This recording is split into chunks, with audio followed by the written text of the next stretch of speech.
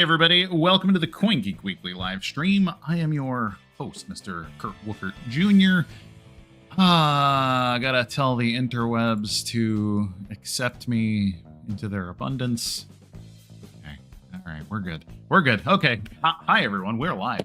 If you could like, subscribe, hit the alert bell, and do all the other things, let our digital overlords know that you do indeed wish to consume our content exclusively.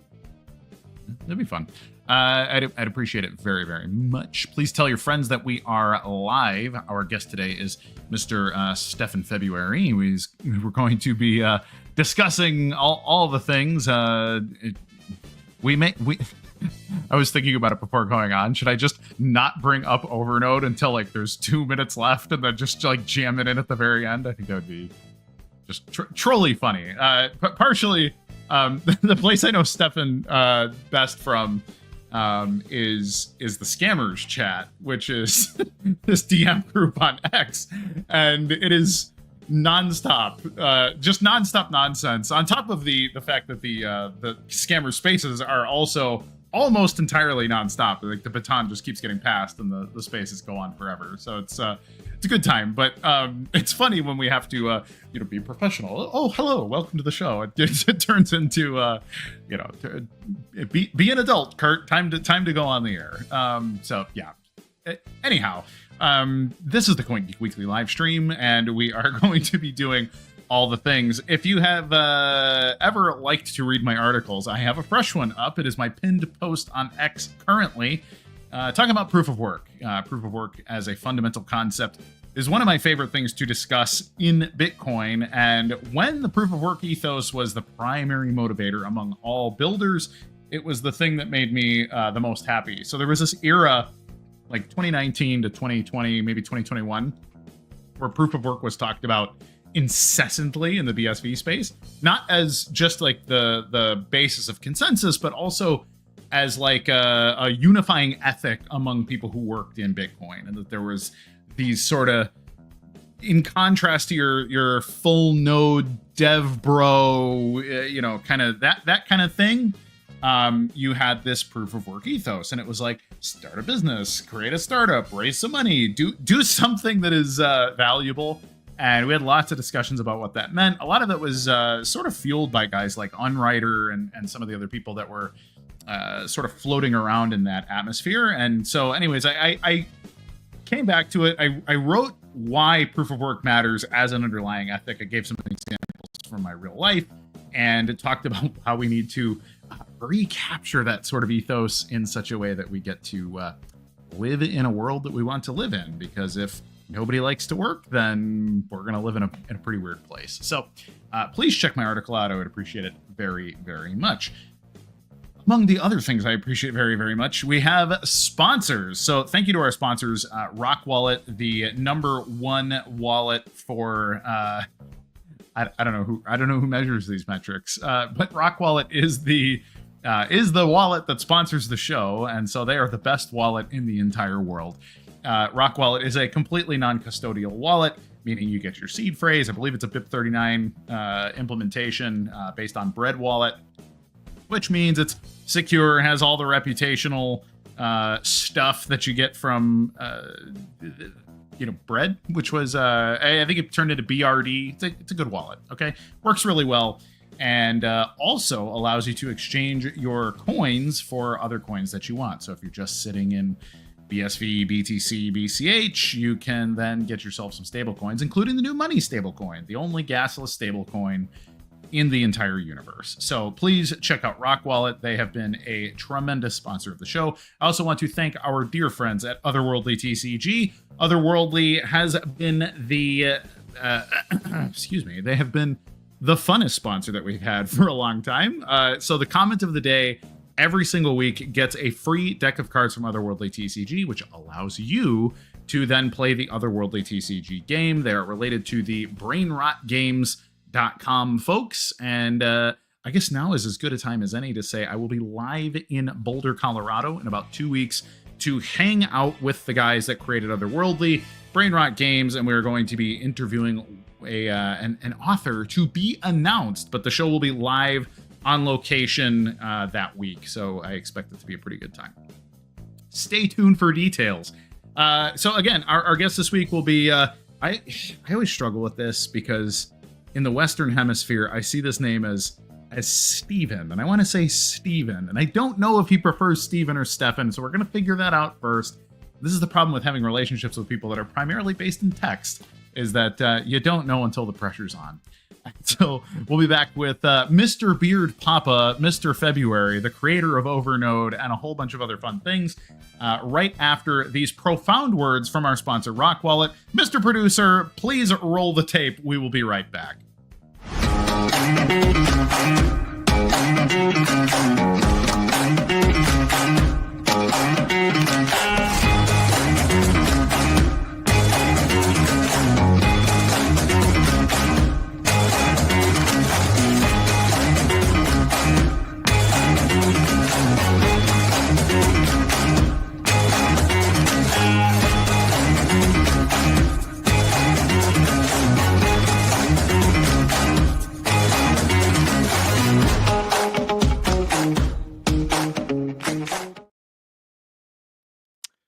Hello, Mr. February.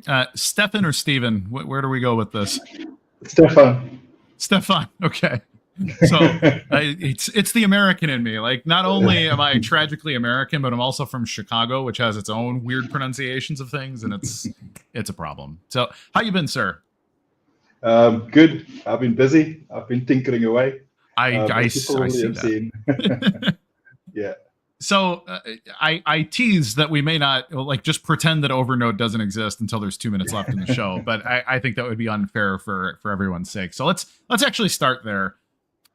You've developed token protocol ideas. You've developed software in the Bitcoin space for a long time. You're a BSV specific focused developer. I think are you in Singapore, if I recall? Yep, that's right. I'm in Singapore.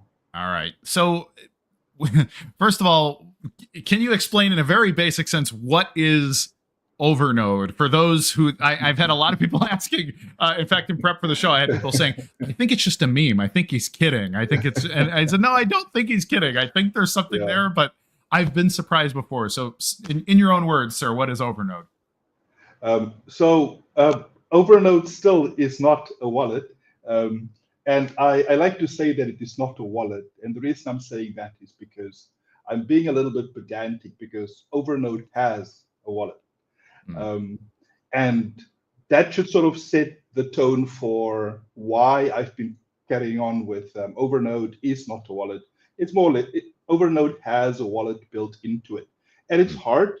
Overnode is a native mobile application that basically joins two networks. It establishes its own peer-to-peer network with other mobile phones, and then it also natively joins the Bitcoin peer-to-peer network. So it essentially is sort of this Janus coin with two heads, one foot in front, one, I'm mixing metaphors now. It's got one leg in Bitcoin. It's got one leg in Bitcoin and then one leg in this Overnode peer-to-peer network. And the reason why it has its own peer-to-peer network is essentially so that the wallet can do SPV, but also so this other part, which I just managed to finish coding today in the data plane, can exchange arbitrary information in a peer-to-peer manner or in a person-to-person manner through this peer-to-peer network that, again, is separate from the Bitcoin network. But this is sort of architecturally where we start. We start with a mobile application, native mobile application that has one leg in Bitcoin and then one leg inside of its own network, and then bridges between Bitcoin and its own network, and can then start doing interesting things. Sure. So off the top of my head, it sounds to me like, as an opportunity, imagine having two mempools. So you have your Bitcoin mempool, and then you have your Overnode mempool. Now, mempool is one of those things that doesn't actually have to exist in Bitcoin, but it's something that people use like, okay, we'll just dump all this over here and hope it gets mined. And then people, Jungle Bus, for example, is something that we created to allow streaming data out of the mempool, because you don't want to have to wait 10 minutes for a block to be sure that something exists. You want some kind of confirmation. Okay, yes, it's been broadcast to the network. It exists. It's like a simple, it's like that 99.99999% promise that, yes, this thing is probably valid. The fact that it hasn't been rejected from mempool. Now, with two things like that, so a second place, for example, that you can keep information,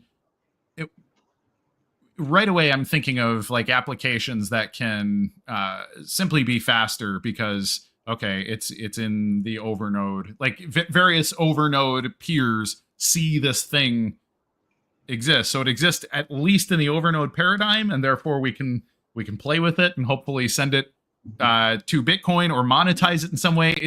Is the purpose of it to have like rapid, basically rapid confirmation that something exists, or what do you see as a very practical use of Overnode as a technology? Right. So Overnode is primarily born out of a long-standing obsession that I've had with distributed computing and peer-to-peer networks in general. So one of the things that I essentially set as a goal for this mobile application that I'm basically building out was that I absolutely do not want to have a backend for this application. Sure. Typically, so, it's already, I'll explain for the sake of the audience that typically when you build either a web application, something that you see in the web browser, something like Twitter that sits in the web browser, or a mobile phone application that you use, typically there is a large beefy server or a whole data center full of servers in a data center somewhere in the cloud, as people like to say these days, that backs, and that's why we call it the backend, that does the heavy lifting and the data storage for the application. And if it's a social media application, then you have this large central server that coordinates everybody's activities between the endpoint devices. So if you were to build a mobile application, you would inevitably end up with some sort of a backend service that coordinates the interactions between the individual persons holding the mobile phones. So just me saying that, okay, I'm going to be local first is sort of the label that this whole movement is attached to itself.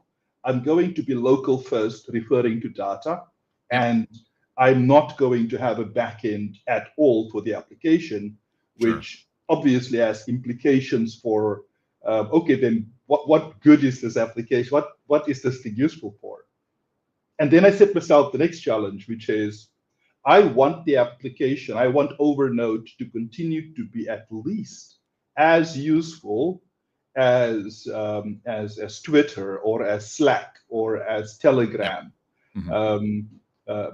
in the face of not having a backend, which was an interesting challenge, which I like. Indeed. I like these sorts of challenges, right? So I then basically figured out how you would go about doing that. It is something that others have tried and worked on. However, most of the efforts have sort of still focused not even on desktop applications, but because we live in the age of the web and servers, they focused on how you do this with servers and the web or with Raspberry Pis. Because the mobile phone, as an occasionally connected device, makes for its own special little snowflake here off in the edge of computer land, right? For sure. Because as powerful as these devices are, they tend to be occasionally connected to the internet, or the application is occasionally open, and you may or may not actually be continuously running down your battery by keeping a network connection open in the background, just so that you can keep syncing block headers with the Bitcoin network, for example. Yeah. Mm-hmm. Now, you asked for a practical example. What would this be useful for? Now, we can talk about how we achieve this data plane where the nodes actually are able to communicate with each other and the mobile phone. But let's just say that a typical scenario that I now come to like to give, because I hang out in spaces as much as I do, is Overnode will ship with a Spaces clone, for example, Yeah. the equivalent of the experience that you would get inside Twitter Spaces, except that you would now have the ability to start having interesting micropayments incentivized moderation guidelines that you can start enabling. Some of them can be fun. For example, what if I was able to, you know how loud and hot-headed we get in spaces, right? Sure. And people they're raucous. Yeah. people talk over each other all the time, and nobody can get in a word edgewise. Well, maybe the owner of the space or the host of the space can set a policy, a moderation policy, that anybody can essentially, for paying, I don't know, 0.1 BSV or less, whatever the case, can silence everybody, shut everybody up, and grab the mic and filibuster for a minute, right? Sure. And everybody just basically gets to shut up. Love it. One example. There are plenty of others. You can then think, okay, what about a subscription model? What about yes, you can think about maybe remunerating the hosts or paying the hosts or having closed spaces, because you also now have cryptographic identity, so you can make the space closed, invite only. You can ban particular identities to the extent where, depending on, of course, what your moderation policies are, you've got a number more levers now to pull, but very importantly, you also have an economic lever that you can pull on now, which has been missing in most of these interactions. Interesting. So it's funny because, well, you just talked about a whole bunch of things that have kind of a lot of baggage around them. Like lots of people talk about, SPV doesn't actually work in Bitcoin. That's your small blocker contention. And so they just remove Bloom filters, and because it was implemented poorly, they say that it just doesn't exist conceptually, and then they just move away from it. And then in BSV, people talk about all the time, oh, just do it peer-to-peer, just use SPV. And there's not really a good implementation of it in a lot of places, or at least there hasn't been traditionally. So when we talk about using an actual peer-to-peer transaction, just hand the transaction to the recipient and let the recipient broadcast it when they deem fit. And there's no wallet that allows you to treat the transaction that way. So is there, are there other uses for the concept behind Overnode for things like that? For example, just a simple peer network that allows you to have these one-off interactions that can then be broadcast to Bitcoin on the other half. And what does that look like? So you mentioned there's a wallet within Overnode, but Overnode is not a wallet. Conceptually, can that work in a paradigm with Simply Cash or Rock Wallet or Hand Cash or some other thing? Or how flexible is Overnode as an implementation for people to use it for whatever big idea they have? Yeah. So Overnode does intend to have a plug-in ecosystem eventually, probably not at launch. But the intention is for me to basically drive the capabilities of the mobile phone until the wheels come off. Because I think that we have underutilized the abilities of the mobile phone. Again, if we only see these things as wallets, then we will only build wallets. But I want to move away from even thinking about it as a wallet, because the wallet is a feature of the phone, of the application. The actual value the user should have should not derive from them. They should not download the app to have a wallet. They should download the app for all these other things you can do with it. And cool, look, it also has a wallet inside of it, right? Yeah. Because of the way that SPV works, and yes, Overnode also is a full headers client. In other words, it has a full set of the block headers that it maintains. It maintains a full history, a transaction history of all of the person's transactions locally, and does all of the beef and bump implementations for that. The BRCs have basically been written for. Shout out Ty Everett, all the work that is done into putting together some of these BRCs and some of the other folks in the BSV Association. Right. Now, peer-to-peer in Bitcoin really means something slightly different from peer-to-peer in Overnode. In Overnode, the peer-to-peer literally means peer-to-peer in a network, whereas in Bitcoin, the peer-to-peer means person-to-person, which means that I could just as easily email you an SPV transaction that you then somehow take out of your email and figure out how. Then you figure out how am I going to send this? Let it like a bird out the window. Be free. Yes, scribble it on a little scroll, tie it to a pigeon's leg. Perfect. Yeah, take this to Bitcoin. Yeah, Bitcoin over avian carrier. There you go. So these two concepts, right? The idea that Bitcoin is person to person is probably more apt, or party to party, which alludes more to the direct interaction that they have in the absence of a intermediary third party to broker their transaction, is more or less what the peer-to-peer in Bitcoin means. Within the Overnode network, it is a much narrower and more stricter definition related to the topology of the Overnode network. In other words, the shape of the Overnode network is a peer-to-peer gossip network that resembles a mesh to a large extent, but with some optimizations for the efficient movement of data in that peer-to-peer network.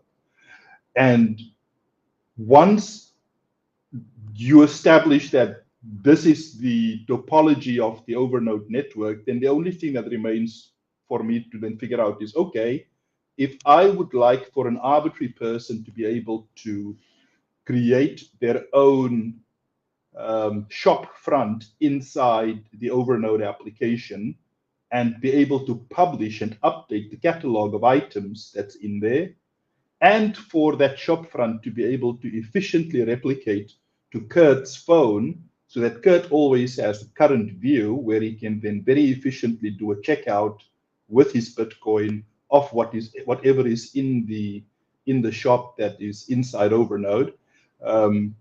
Then all sorts of possibilities, all sorts of things become possible.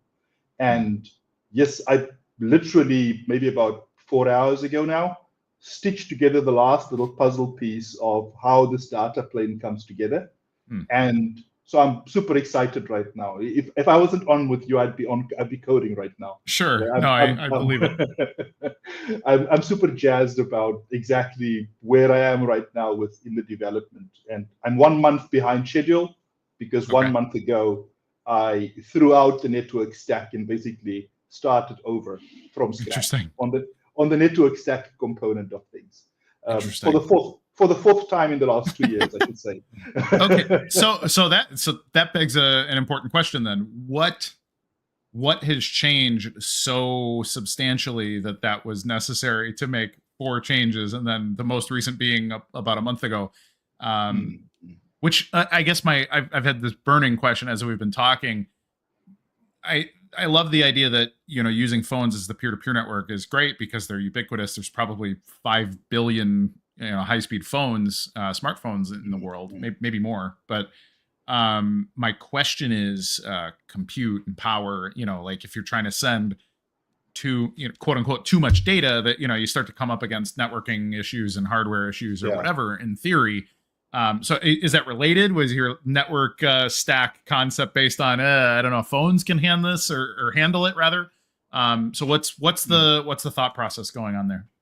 So this is one of my development devices. It is a Google Pixel 4a from 2020.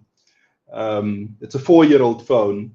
The 4a is one of the budget entry-level budget phones that Google makes. Mhm.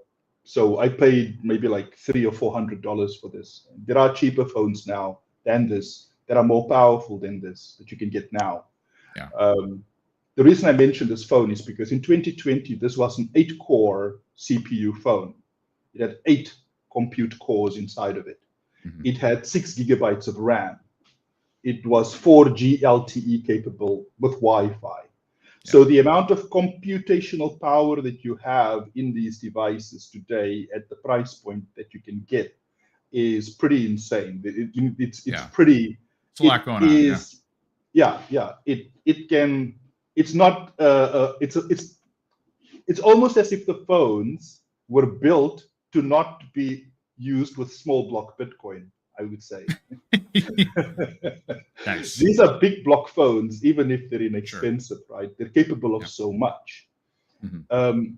The in terms of the why I've gone through multiple iterations was really because if you think about why in Bitcoin we like to say that we must have a stable protocol, that is because the way in which we build systems, in particular computer systems or applications, is that we tend to layer um, at the base, at the bottom part, we have maybe something like the networking layer, and then you Yeah. layer a service layer on top of that, and then stack applications with APIs, and then applications and mobile phones, all the way up until you have this deep stack. And deep buried within the stack at the bottom of it, you have something which is now, which a lot of other things depend on.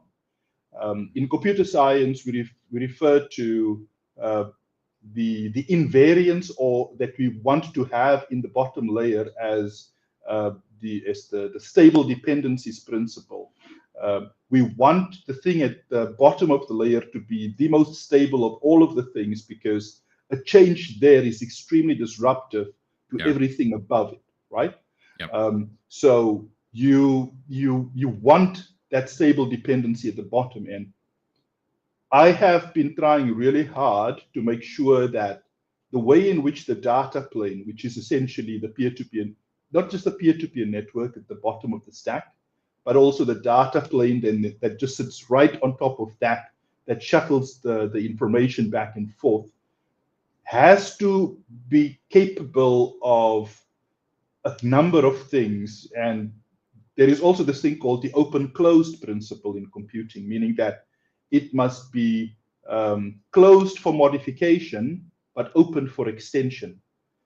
Sure. Now, regardless of the technical meanings of these phrases, if something is closed for modification, but open for extension, then obviously it can evolve over time and keep up with the pace without Right. falling behind, right? At the core of it. The core of it can remain nice and stable, but then you can extend it and build on it, and it can evolve over time.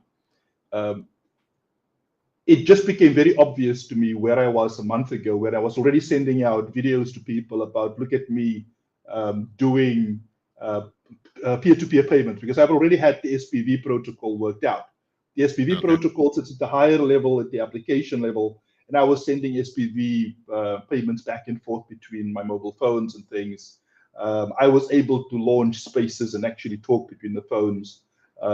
So a lot of the stuff at the application layer was done, but then I ran into some issues with the underlying network layer, specifically related to how it integrates into mobile phones, that Yeah. I just decided that I could hack it together, take the Silicon Valley approach, and basically hack together the thing right now, ship it and make it work, and figure out down the road how I'm going to rug the network layer out from under everybody. Just make everyone upgrade when you really build it. Yeah. Yeah, and if you lose your data, okay, you signed an agreement, Yeah. a user agreement, right? That's your problem if you lose your data, Yeah. right? Now, so that is primarily the reason why I ended up sort of a long-winded answer for why the network stack had to change without Sure. getting too technical into the nitty-gritties of it. Yeah. Okay. All right. So then it's funny because there's so much there that like a good dev or a good network engineer is, understands exactly what you're saying. I don't know how much the rest of the audience is like, where is this going? But when I think of examples of like extendability and these kind of things, I think of like IPv4, which I think was decided upon in sometime in the 90s, and like, okay, we're going to go this direction with IP addresses. And then sometime in the mid 2000s, they realized, okay, we're running out of addresses. What do we do? And well, how about this extension protocol? But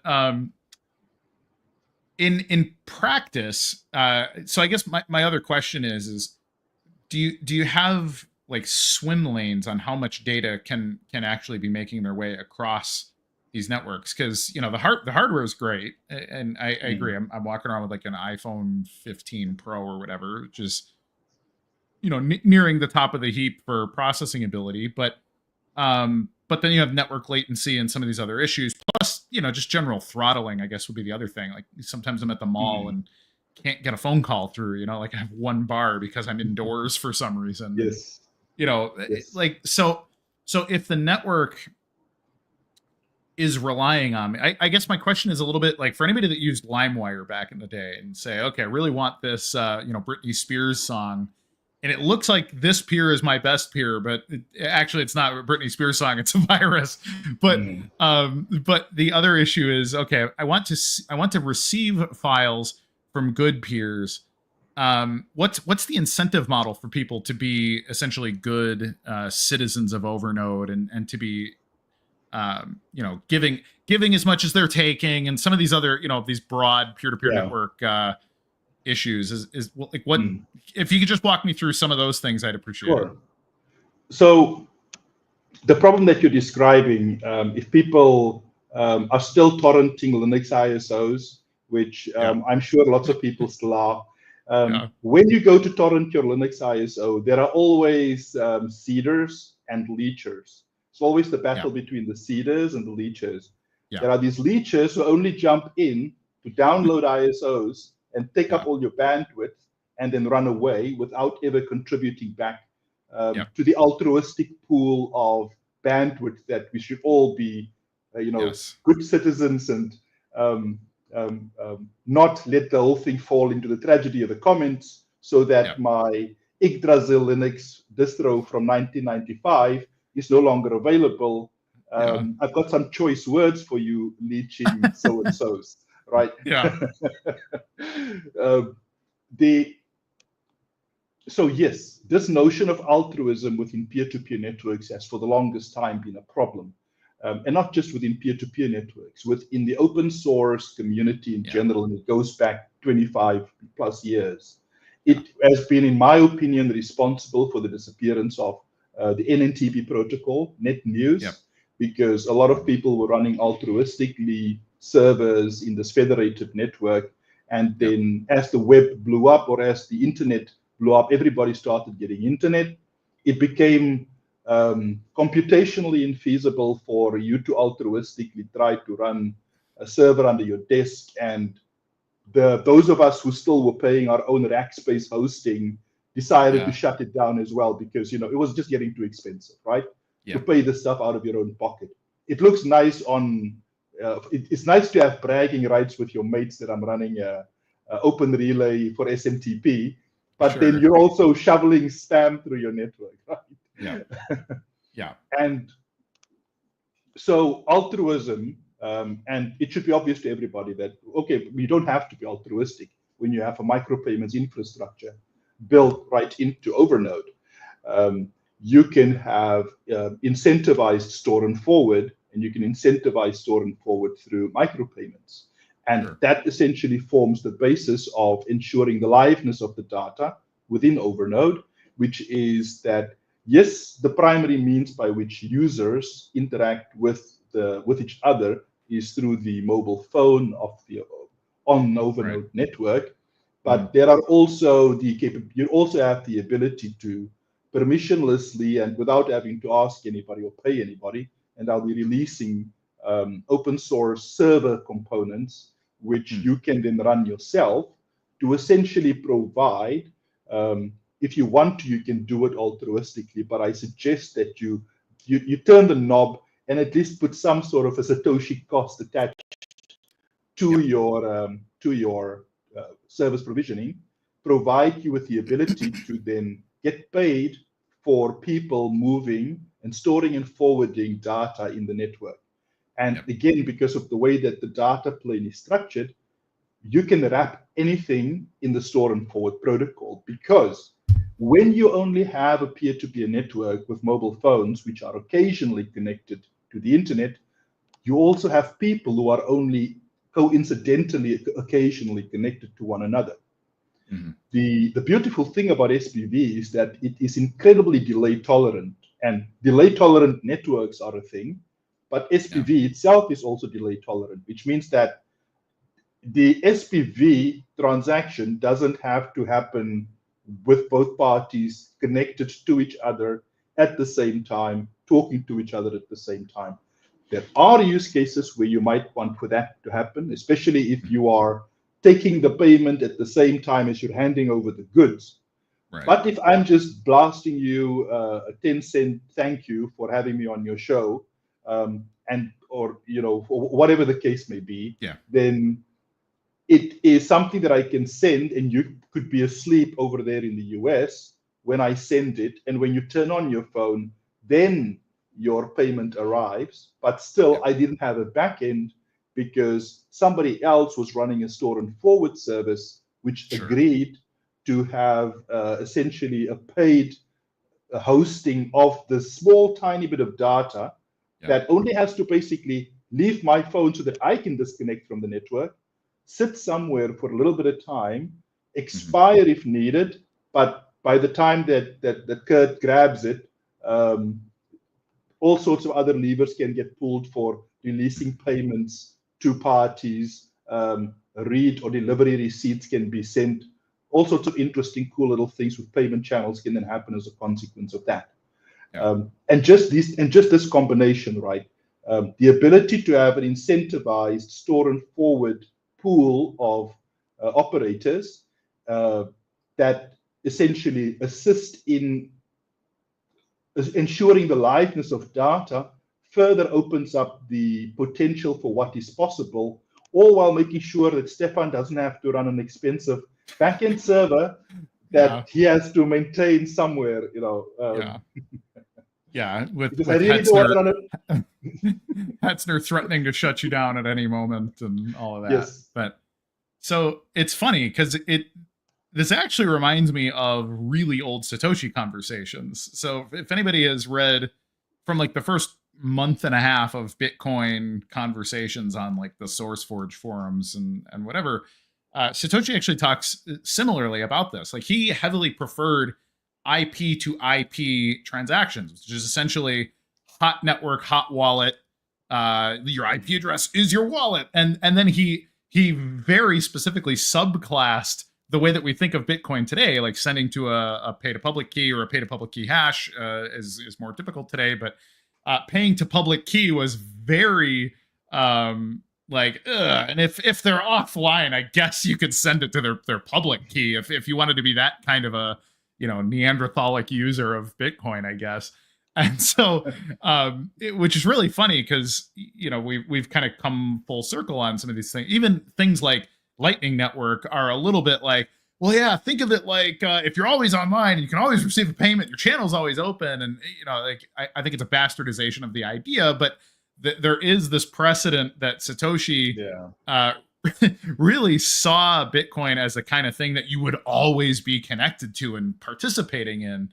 And it's really changed quite a bit. But I love how this Overnode concept actually, it kind of resurrects a number of these ideas in that, hey, I gotta find Wi-Fi, I gotta find a network, so I can hop back in, download maybe what I've missed or whatever, like that kind of thing. It's actually very classically cypherpunk, I think, in the best way. Like this is always my favorite part conceptually of the cypherpunk movement, is this notion that, hey, I can carry a small computer with me that gives me these special powers. If I can meet up with my friends, like we can exchange critical data or money or whatever else. So it's really cool. Thanks, Eric Belinsky, for pointing out that I light up when talking about Satoshi.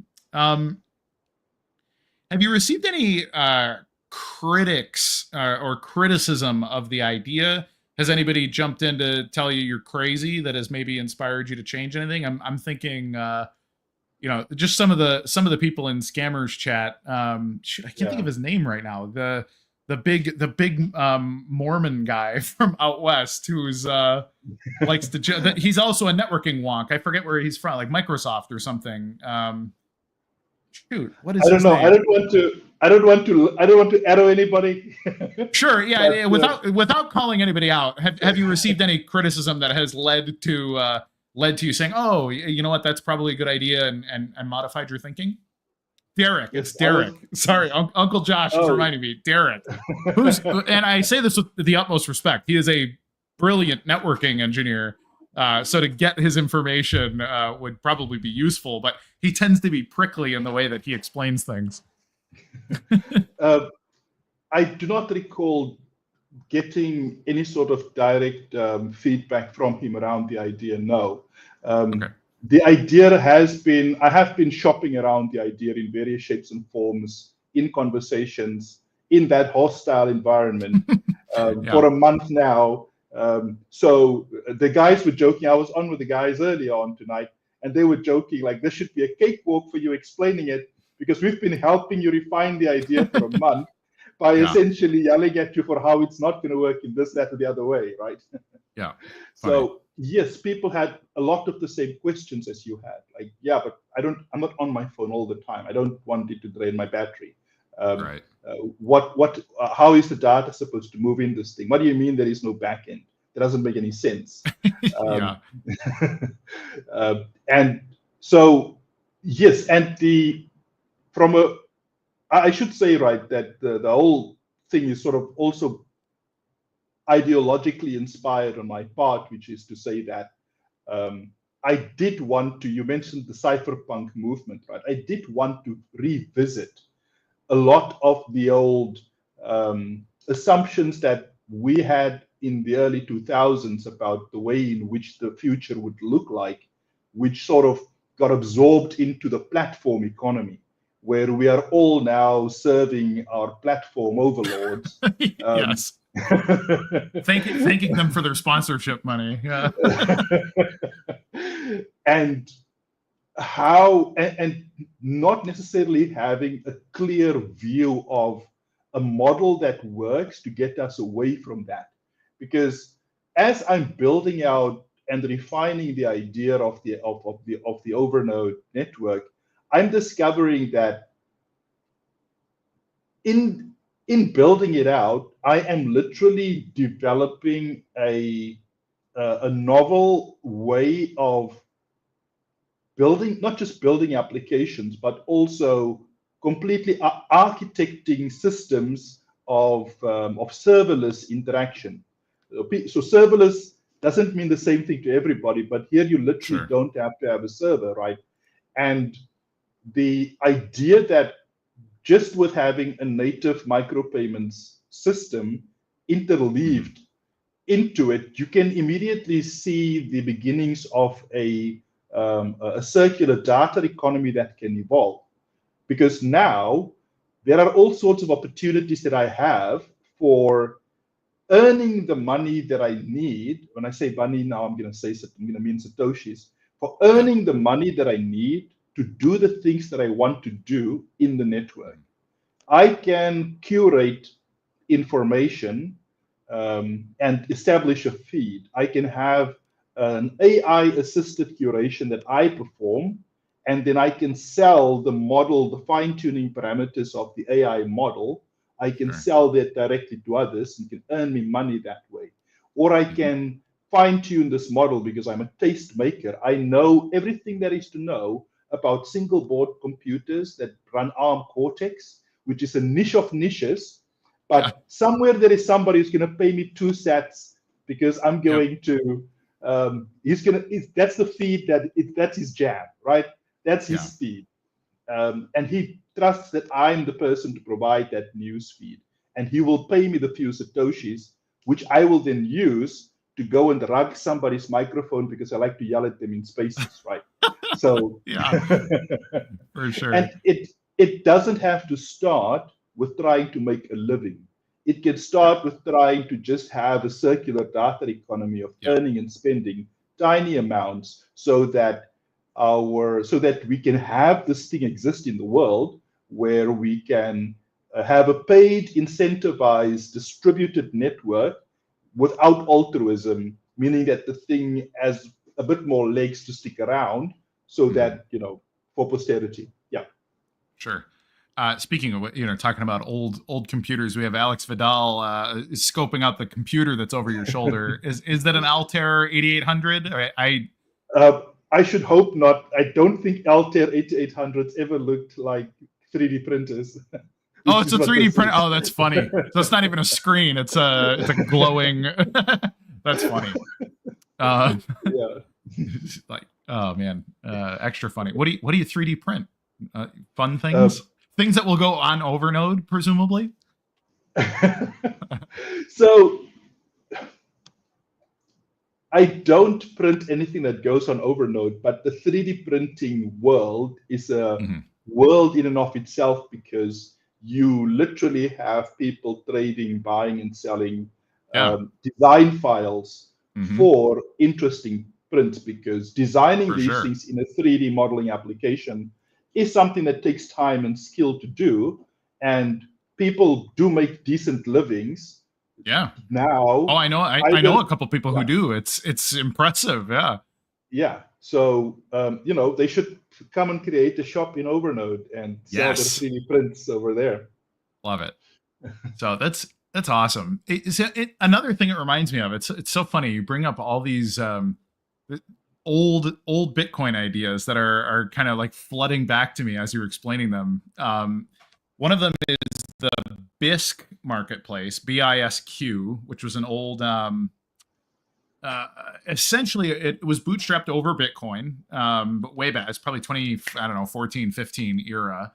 And it worked as like a peer-to-peer exchange. So they built like, similar to, was it EtherDex back in the day? Like the first DEX on Ethereum, like this kind of concept, like, okay, you create a thing and you can trade it, but BISQ had, it felt a lot more like LimeWire in that you could make an escrow trade to, swap out for Monero or Ethereum or something using BTC, but you also could trade various types of digital files, and some of those things were, given the nature of it, it was like, hey, here's, some illegal video or some files, here's how you 3D print a firearm or whatever. And so there was that kind of thing going on there too. But also kind of reminds me of the concept of Lighthouse, which was Mike Hearn's marketplace that he built over Bitcoin, designed to be much more, mom and pop friendly. But I like these ideas in that, just giving people access to a peer-to-peer marketplace, and not a marketplace directly, because again, I think people think in such a Web 2 paradigm of like, I'll sign up for eBay and then they'll take my information. I trust them. And it's like, no. Like you could create, like using a marketplace protocol, you can just participate in this peer-to-peer network. And it's funny because I thought that was the very obvious way to use the internet like 25 years ago. And turns out I was wrong. It's much easier to use custodial trust-based internet, but has its drawbacks, obviously. But what do you think conceptually? You launch this as an open protocol, you get people that exclusively start to use it for illegality, these kind of things. I think is on the one hand to be expected to a degree, but on the other hand, it tends to then taint the culture where if somebody's like, oh, cool, a peer-to-peer marketplace, and it's all like, hey, buy drugs, guns, and, pornography, then that becomes the culture of the marketplace. And it's really hard then to transition away from that being the culture. How do you get past Overnode becoming, basically just a tool for weird gray and black market stuff? Or do you care? I don't care. I care to the extent that I do not want to see it used for criminality and causing harm to people, right? Yeah. I absolutely would not want that to happen with the application or the protocol. But this is also why, well, I'll come back to talking about this other part that I wanted to mention. But in general, I think that I am trying to also deliberately build the application in such a way that we can have our harm limiting moderation factors as decent human beings asserted at the edge without infringing on the freedom of other people, just so that we can have a certain amount of control and respect for our values asserted within what the tools that we use, right? So yes, people use innocuous looking things around to do bad things, and the application is meant to be used for good. And some of my more esoteric ideas of the good that it can do in the world, I'm not even telling people, because they will then look at the hair that I have and like the crazy ideas that I'm saying, and then just assume that I am exactly as crazy as I look. God forbid, yeah. That's great. So, yes, the hobo chic look has worked for me for a while, but there are limits. So I do not think that I can foresee a future wherein people do attempt to use the application to do harm. The thing that I think is probably, and I don't know, because of the way that I'm building the application, that there is much that I can do about it, other than the specific tools that I'm putting in the hands of individuals that allow themselves to distance themselves from any of that stuff, in the same way as we know how to actively distance ourselves from that sort of activity on the internet. Because on the internet, this also goes on and it also happens, but we know how to just sort of move away from it. So whether or not it is to have curated, filtered, and essentially attested marketplaces that are essentially good for you to install and visit, where you're not going to even be visually assaulted with all sorts of weird nonsense, for example. Because you do not want to accidentally stumble into weird nonsense either, right? Yeah, it's like when my 5-year-old like wakes me up in the morning, but I'm waking up to text messages from my weird uncle and Dad, what's this on your phone? And I'd be like, oh God. Yeah. But yeah, I understand. in that sense, it's a lot like the old Newsnet alt.binaries. There are certain of these alt. namespaces that we all just know, just don't go there. Just don't. For the sake, yeah, they get their subculture and they don't grow out of it usually. Yeah. Interesting. So it's funny, producer laughing at my text message thing because he's experienced the same uncle. So changing topic slightly, but for the non-technical in layman's terms, what is the problem that Overnode solves? Scaling, integrity, efficiency, etc. Or is it a new? It's not really a Bitcoin problem that you're seeking to solve. It's more of a. It's one layer up. It's an application level problem, the way I see it. But please answer as you see fit. The problem that. And I don't even know if this is a problem for most people, but it is a problem for me, right? So in this regard, I'm solving my own bugbear, or there's a bee in my bonnet that I have with the way in which the internet has evolved over time. Yeah. And particularly in the way that people conflate the web and the internet these days and think of them as one and the same thing. Yeah. When they're actually two separate things from the point of view of a technical person. Yeah. I also deeply dislike the fact that the human interactions that we have on the internet these days are primarily brokered with web browsers or the social media applications that we have on our mobile phones, which are tied to these platforms. So from a personal ideological standpoint, I've just always been really interested in trying to figure out what does it look like if we had Bitcoin in the heyday of peer-to-peer networks in the late 90s and early 2000s. And we never went as a consequence of. So the platform model is great for a lot of things. It's great for coordination. It's great for coordinating human activity and for commerce and for a whole bunch of things. But it comes with downsides as well. And I just always have wondered, what would it have looked like if we had a more balanced notion of the way in which we interacted with between content consumers and content producers.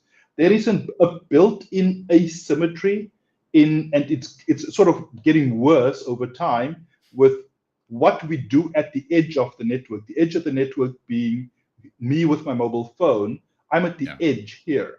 The center of the network are the large media companies, the YouTubes and the Facebooks, right? They're at the center. And I'm over here at the edge. And the larger they get, the more isolated I get. And the smaller my role becomes in the larger overall. I said something the other day in a tweet, which was that I can't even remember what it was.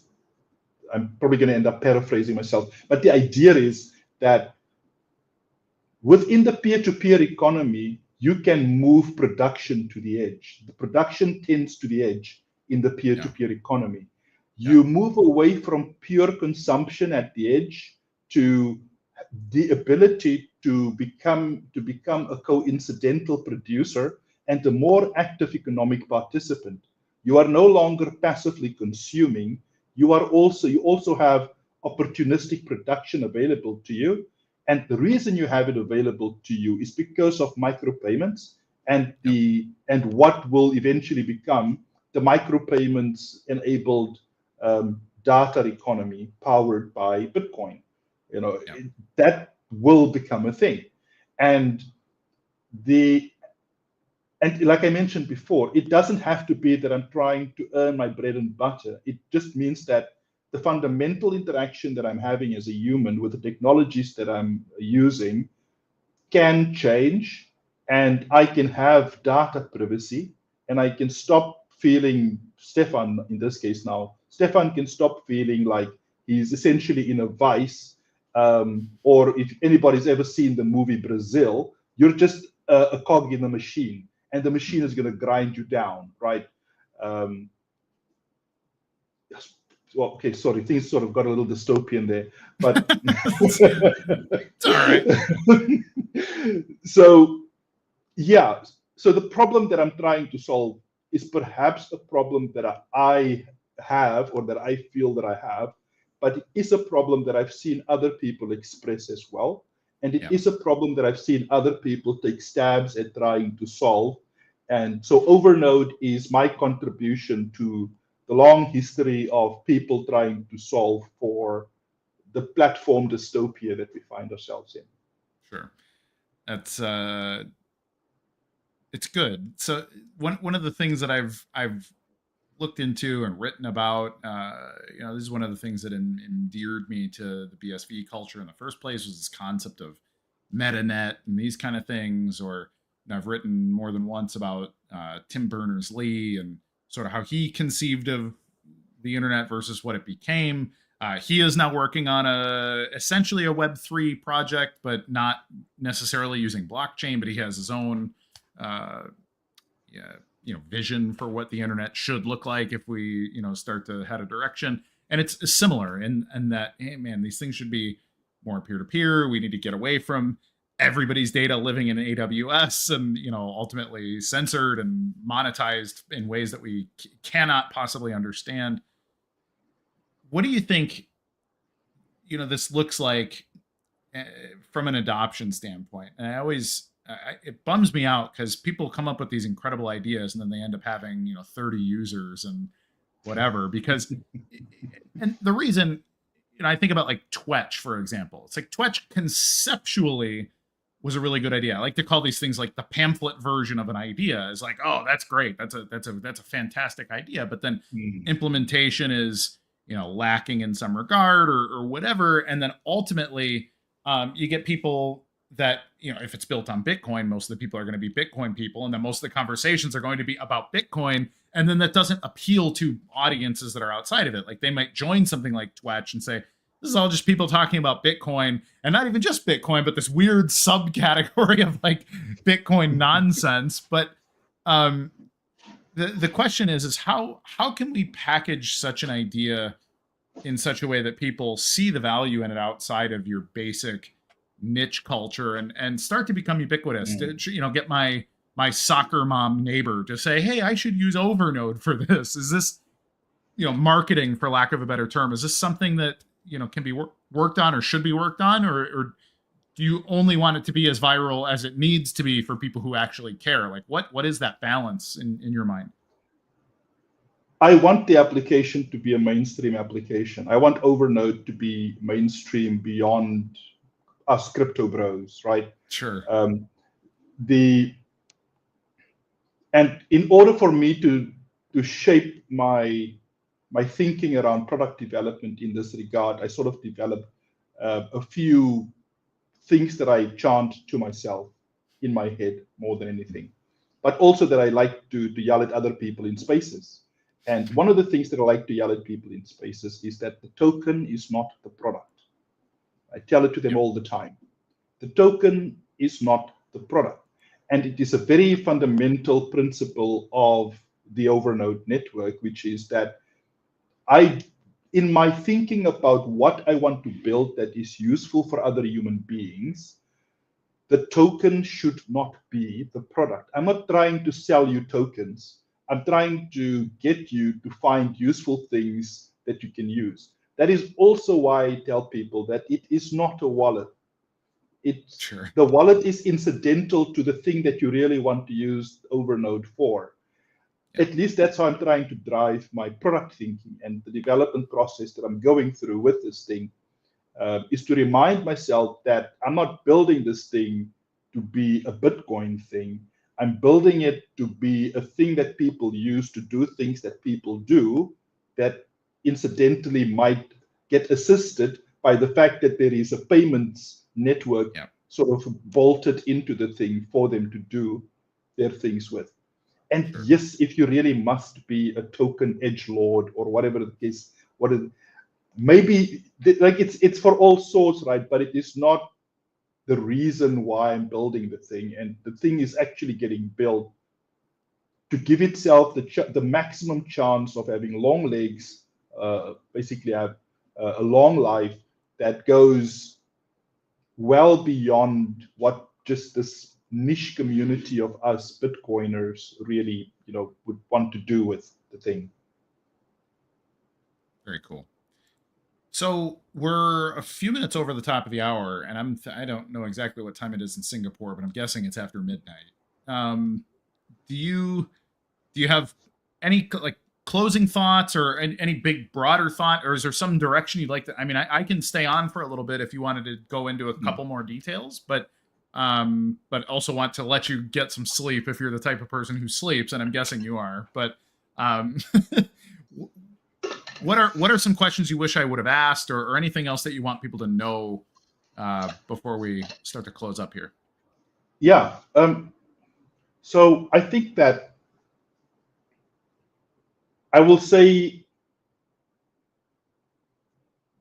these things again, which is that it's super important, and it is sort of central to the notion of the Overnode that the token is not the product. And I really want people to also start thinking, other developers to start thinking along these terms as well, because I think it's important from a product development standpoint that we just start thinking like this.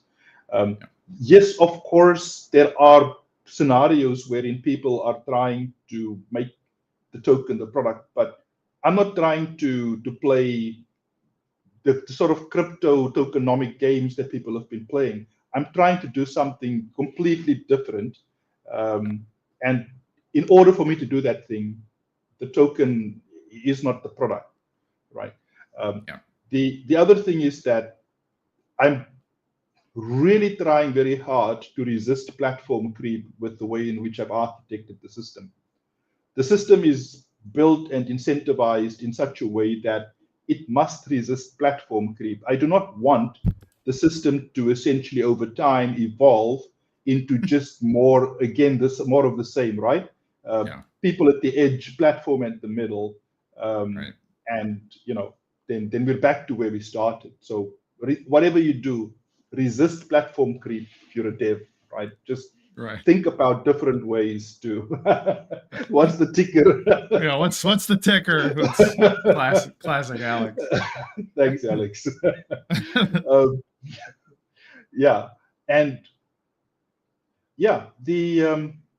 The other thing that I like to say, which I really say more to be provocative, but is also important in the way that I've been thinking about this, has been to just say to leave the web behind.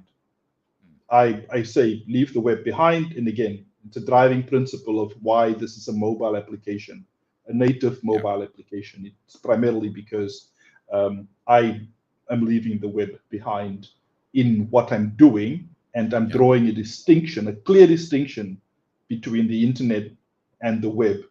And the Overnode operates on the internet. It is not a web application. Because the moment that if I were to start doing a web application, then it becomes, okay, the thing is now in a web browser. How does my web browser talk to Kurt's web browser, right?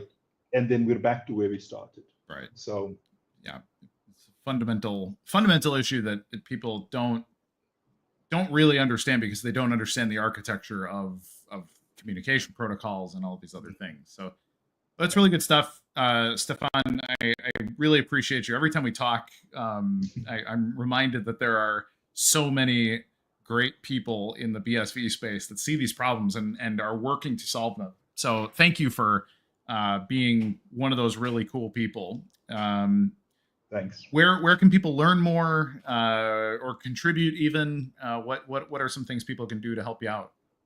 Well, right now, the only thing that people really need to know is that Overnode is coming. They can follow me at BeardPapa on X. There you go, right there. Yes, sir. For updates on when it actually is going to happen. But thanks for having me on. I really appreciate for sure. it. We'll talk soon. Thanks again. Cheers. All right, everybody. That was Stephan February.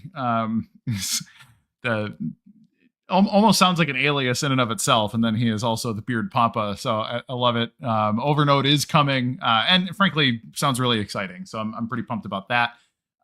Let's keep your ears to the ground and your eyes on the web until we can leave it with the tooling that's being created. So let's run the comment of the day stuff. We'll figure out the things, and then we'll come right back for a final thought. Let's run the comment of the day ticker.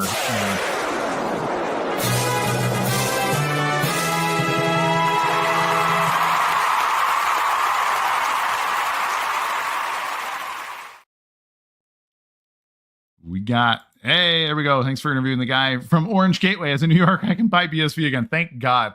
Longshot Louis, please reach out to Real CoinGeek on X, where you can receive your cards from Otherworldly TCG, the best card game in the entire universe on BSV. So yeah, thanks everybody.